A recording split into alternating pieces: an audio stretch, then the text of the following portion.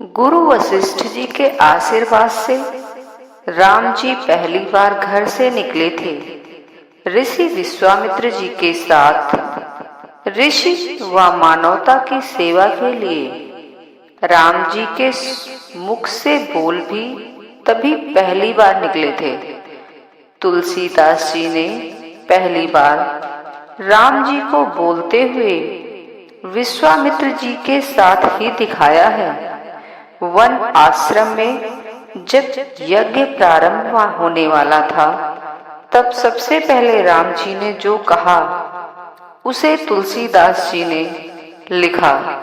वह सावधान थे कि जब राम वचन की शुरुआत करूंगा तो जिसके लिए ईश्वर ने अवतार लिया है उसके लिए करूंगा।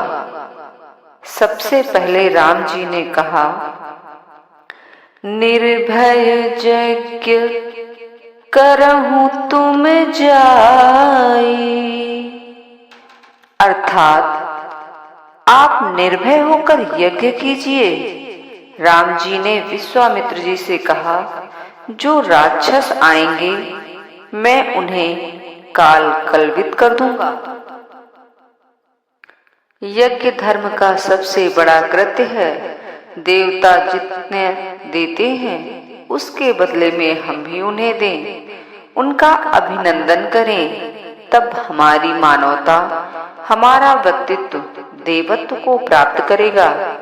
जीवन की सबसे बड़ी ऊंचाई यही होती है कि हम अपने बच्चे को कैसे ऊंचाई तक ले जाएं। तो विश्वामित्र जी का और वशिष्ठ जी का दोनों का ऋषित्व मिलकर संसार के उपकार का मार्ग प्रशस्त करता है। लोग कहा करते हैं कि राम जी अद्भुत हैं, ऋषि के समान हैं। उन्होंने विश्वामित्र जी और वशिष्ठ जी को मिला दिया, कौशल्या और कैकेयी की दूरी को कम कर दिया, उत्तर और दक्षिण को जोड़ दिया, वन, ग्राम और नगर को मिला दिया। आज राम जी जैसा सोचने की जरूरत है, विश्वामित्र और वशिष्ठ जी की तरह सोचने की जरूरत है। संतों और आचार्यों का जीवन मुख्य उद्देश्य धर्म की स्थापना है, लेकिन अब तो सभी लोग धन एकत्र करने लगे हैं कि कैसे मठ बड़ा हो जाए, कैसे गाड़ियां बड़ी हो जाएं। राम जी ने सबको जोड़ा और संपूर्ण मानवता के लिए अर्पित किया, असंख्य जीवों का उद्धार किया। कैसी अनुपमता जीवन में प्रकट हुई।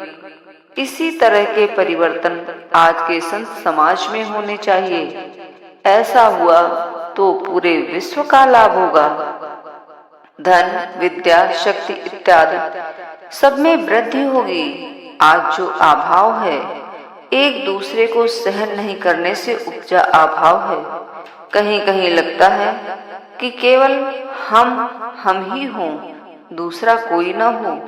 यह गलत प्रवृत्ति है। राम जी अद्भुत हैं, ऋषि के समान हैं। उन्होंने विश्वामित्र जी और वशिष्ठ जी को मिला दिया, कौशल्या और कैकेयी की दूरी को कम कर दिया, उत्तर और दक्षिण को जोड़ दिया। विश्वामित्र जी कहते हैं कि हमारे एक हाथ में वेद है और दूसरे में धनुष, शास्त्र भी है और शक्ति भी है। जिसके जीवन में केवल शास्त्र ही हो उसका जीवन अधूरा है, और जिसके जीवन में केवल शक्ति हो उसका जीवन अधूरा है। ध्यान देने की बात है कि हमने धन बल को बढ़ाया, तब बल को नहीं बढ़ाया। इसलिए देश लंबे समय के लिए गुलाम हो गया। भारतीय संस्कृति में केवल पढ़ना या शास्त्र तैयार करना ही पर्याप्त नहीं है। हम केवल ज्ञानवान ही नहीं बने, हमारे पास धन रहना चाहिए। मिलकर शक्ति बढ़ाएं। धन्यवाद। जय श्री राम।